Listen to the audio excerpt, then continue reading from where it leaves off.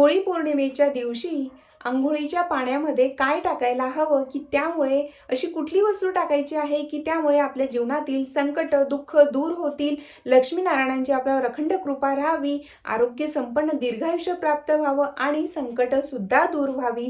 त्याचबरोबर जी काही पापकर्म आहेत, पूर्वसंचित पापकर्मांचा नाश व्हावा, त्यासाठी पौर्णिमेच्या दिवशी म्हणजेच होळी पौर्णिमेच्या दिवशी अंघोळीच्या पाण्यामध्ये जे काही मी आता सांगणार आहे हे जरूर करा. अतिशय साधे सोपे असे उपाय आहेत. ज्या वस्तू आपल्या घरात असतात त्याच आपल्याला अंघोळीच्या पाण्यात टाकायच्या आहेत, म्हणून व्हिडिओ पूर्ण पहा. नमस्कार, मी धनश्री. सर्वांना श्री स्वामी समर्थ. तर पहा, होळी पौर्णिमेच्या दिवशी अंघोळीच्या पाण्यामध्ये सर्वात अगोदर त्या दिवशी लवकर उठावं. स्नान करताना बघा, शक्यतोवर जे पवित्र तीर्थक्षेत्री आहेत त्या ठिकाणी स्नान केल्याने त्याची अनंत पुण्याची प्राप्ती होत असते. पवित्र नद्यांमध्ये स्नान करणं शक्य असेल तर जरूर करा. नसेल शक्य, खूप लांब राहत असतील किंवा नसेल शक्य, तर अशा वेळेला आपण आपल्या घरात जे काही गंगाजल असतं तर ते सुद्धा तुम्ही अंघोळीच्या पाण्यात टाकून स्नान केलं तरीही तुम्हाला गंगा स्नान केल्याचं पुण्यफळ प्राप्त होतं. म्हणून अगदी दररोज शक्य नसेल, पण जेव्हा काही विशेष पर्व असतो तेव्हा आठवणीने आपण आपल्या अंघोळीच्या पाण्यामध्ये गंगाजल जरूर टाकावं. जर तुमच्याकडे पवित्र जे नदी आहेत तिथून तुम्ही आणलेलं असेल तर अतिउत्तम. नसेल तर जे कुठली दुकानं असतात ज्या ठिकाणी पूजेचं साहित्य मिळतं तिथूनही तुम्ही गंगाजल आणू शकतात. तर अंघोळीच्या पाण्यामध्ये गंगाजल टाकावं आणि त्याच्याने स्नान करावं. त्यामुळे जी काही आपली पूर्वसंचित पापकर्म असतात ती नष्ट होतात आणि पुण्याची प्राप्ती होत असते. म्हणून हा उपाय जरूर करा. त्यानंतर महत्त्वाचं की स्नान करताना फक्त स्नान करू नये. अशा वेळेला आपण खरं तर स्नान करताना इतर काहीही बोलायचं नसतं, पण आपण स्नान करण्याचा जो मंत्र आहे तो आपण बोलू शकतो. मग जर तुम्हाला येत असेल तर गंगेचे यमुनेचैव गोदावरी सरस्वती हा मंत्र बोलू शकतात. नसेल येत तर फक्त हर हर गंगे म्हणत स्नान करा किंवा नर्मदे हर बोलत स्नान केलं तरीही चालू शकतं.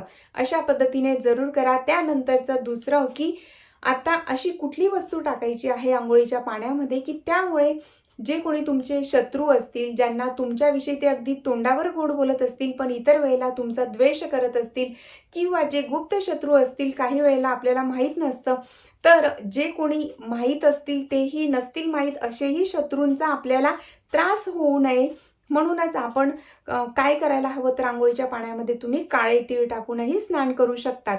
त्यानंतर की आपल्यातील जी काही नकारात्मकता आहे किंवा नजर दोष झालेला असेल तर त्यासाठी सुद्धा तुम्ही अंघोळीच्या पाण्यामध्ये जे जाड मीठ असतं ते टाकून स्नान करावं. जाड मीठ नसेल, जे खडा मीठ असतं, जर ते नसेल तर जे तुमच्याकडे असेल ते टाकून स्नान केलं तरीही चालू शकतं. त्यामुळे आपल्यातील जी काही निगेटिव्हिटी असते तीही निघून जाण्यास मदत होते.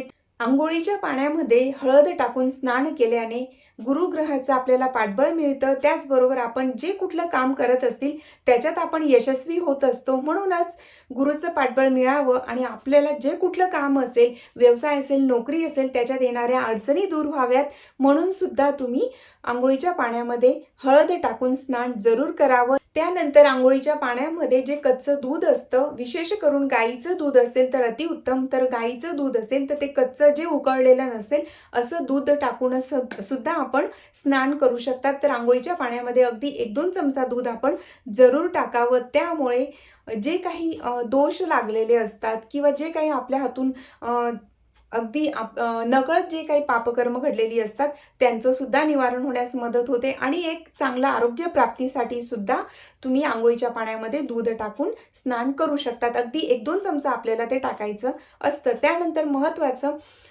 तर जे काही आपल्या घरात गुलाबजल असेल किंवा गुलाबाच्या पाकळ्या असतील तर अतिउत्तम. अंघोळीच्या पाण्यामध्ये गुलाबाच्या पाकळ्या टाकून स्नान केल्याने आपल्या सभोवती जे काही निगेटिव्हिटी असेल किंवा नकारात्मक शक्ती असेल किंवा नजर दोष झालेला असेल किंवा अजून काही गोष्टी असतील, बाहेरची बाधा असेल किंवा जे काही असेल तर ते सुद्धा निघून जाण्यास मदत होते आणि आपला जो एक आपल्या सभोवती जो ऑरा असतो तर तो एकदम स्ट्रॉंग होण्यास मदत होत असते.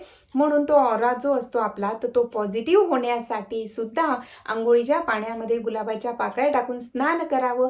जर गुलाबाच्या पाकळ्या टाकणं शक्य नसेल तर अशा वेळेला तुम्ही जे गुलाबजल मिळतं दुकानात तर ते आणलं आणि ते पाण्यात टाकून स्नान केलं तरीही चालू शकतं.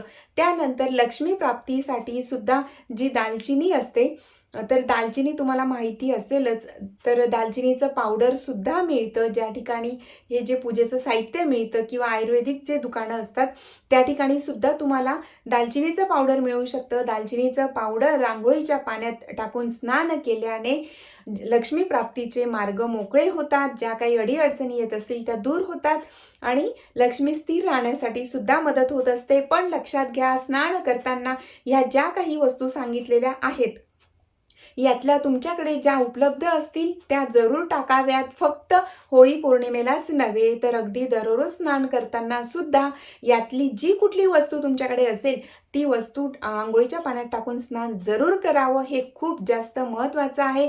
त्यानंतर स्नान करताना हर हर गंगे म्हणावं किंवा नर्मदे हर म्हणत स्नान केलं तरीही चालू शकतं.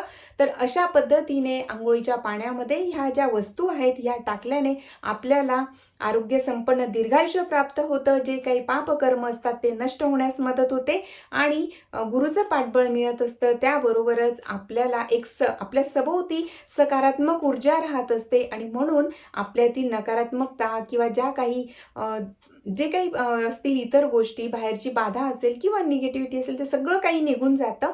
म्हणून अशा पद्धतीने जरूर करा आणि ही माहिती आवडली असेल तर इतरांपर्यंत शेअर करायला विसरू नका. श्री स्वामी समर्थ.